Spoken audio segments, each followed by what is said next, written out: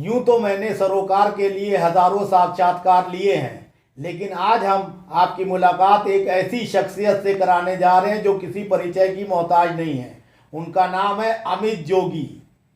अमित जोगी जी स्वर्गीय पहले मुख्यमंत्री छत्तीसगढ़ के स्वर्गीय अजीत जोगी जी के सुपुत्र हैं और जनता कांग्रेस छत्तीसगढ़ जे के राष्ट्रीय अध्यक्ष हैं। उनसे जानेंगे कि छत्तीसगढ़ विधानसभा चुनाव में उनकी पार्टी किस मुद्दे पर खास तौर से चुनाव लड़ेगी और वहां की जनता के लिए कौन सी सौगात वो देना चाहेंगे, जिससे स्वर्गीय अजीत जोगी जी का जो संदेश था उसको भलीभूत किया जा सके, चरितार्थ किया जा सके। नमस्कार। नमस्कार सर। अमित जी, पहला सवाल हमारा आपसे ये है कि छत्तीसगढ़ में जो है 2016 में जो है आपके पिताश्री ने पार्टी का गठन किया था। उस पार्टी के गठन के बाद से जो है बहुत उतार चढ़ाव आए, लेकिन आप पूरी मजबूती से जो है उसको बढ़ाने में और छत्तीसगढ़ियों के विकास और उनके हितों की रक्षा के लिए लगे हैं। विधानसभा के चुनाव को 1 साल से भी कम का समय रह गया है। आपकी क्या तैयारियां हैं और किस तरह से आप छत्तीसगढ़ियों के उत्थान के लिए कार्य योजना तैयार कर रहे हैं? 19 साल हो गए, छत्तीसगढ़ में सरकार वही है, केवल चेहरे बदल जाते हैं। पहले डॉक्टर रमन सिंह जी का चेहरा था, अब श्री भूपेश बघेल जी का चेहरा आ गया है। अगर सरल शब्दों में कहूँ तो ऐसा कोई सगा नहीं जिसे भाजपा और कांग्रेस ने ठगा नहीं।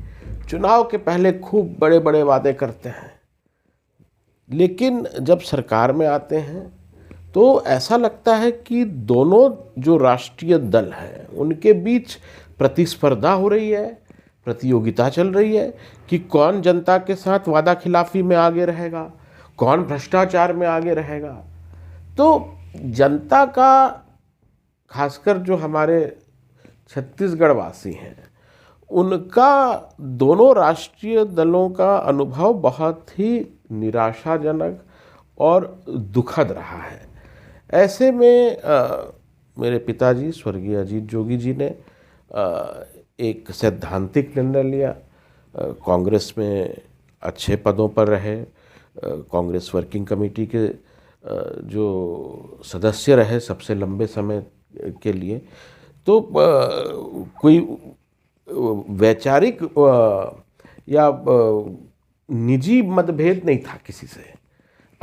केवल इसीलिए इस सोच को लेकर उन्होंने नई पार्टी का गठन किया कि छत्तीसगढ़ अब राज्य बन गया है, एक ऐसी सरकार बनाई जाए छत्तीसगढ़ में जिसके फैसले दिल्ली से ना हो, जिसके फैसले नागपुर से ना हो, जिसके फैसले छत्तीसगढ़ की धरती में छत्तीसगढ़िया लोग खुद ले सकें।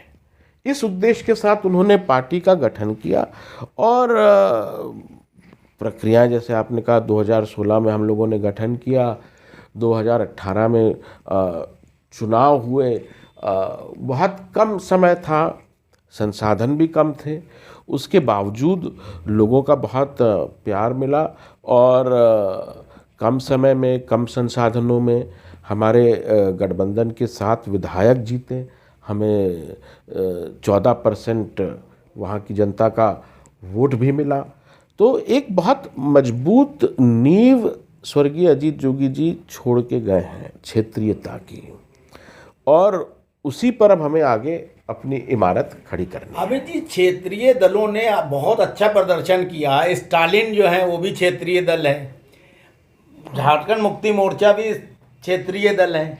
ये लोग जो है, इस तरह के और क्षेत्रीय दल हैं, तेलंगाना में जो है चंद्रशेखर राव हैं, इन लोगों का प्रदर्शन जो है बहुत अच्छा रहा है। इसका ये सबूत है कि क्षेत्रीय दल जो है जनता के प्रति ज़्यादा आकर्षण पैदा करते हैं और जनता का विश्वास होता है। इसी सोच के मद्देनज़र स्वर्गीय अजीत जोगी जी ने ये निर्णय लिया होगा। उस निर्णय को चरितार्थ करने के लिए अब आप जो है छत्तीसगढ़ के मुखिया की हैसियत से जो है भूमिका निभाने की स्थिति में क्यों नहीं आते हैं, ये जनता का सवाल है। देखिए, अगर भूपेश बघेल जी को कुछ करना है तो उनको आदरणीय राहुल जी से पूछना पड़ता है। अगर रमन सिंह जी को करना है तो उन्हें आदरणीय नरेंद्र मोदी जी से, अमित शाह जी से पूछना पड़ेगा। तो अगर हमारी सरकार बनती है, और मुझको पूरा यकीन है कि जनता हमको मौका देगी, आने वाले जो चुनाव हैं उसमें मुझे तो पूरा भरोसा है कि हमारे बगैर छत्तीसगढ़ में सरकार नहीं बनेगी, और एक ऐसी सरकार बनेगी। अब हमारे लिए जो सबसे बड़े मुद्दे हैं, किसानों को धान, कृषि प्रधान प्रदेश है, धान का समर्थन मूल्य कितना मिलना चाहिए।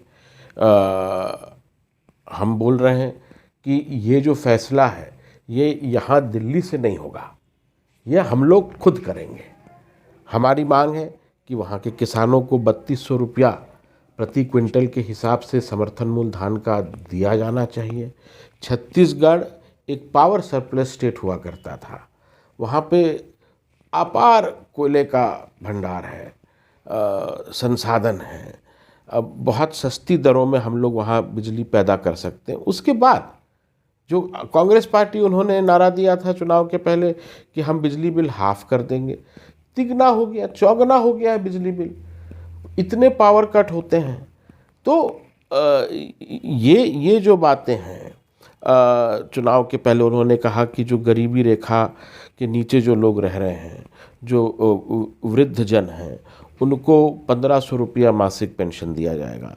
जो मेरे पिताजी ने सन 2000 में चालू किया था 350, जस का तस वही चले जा रहा है।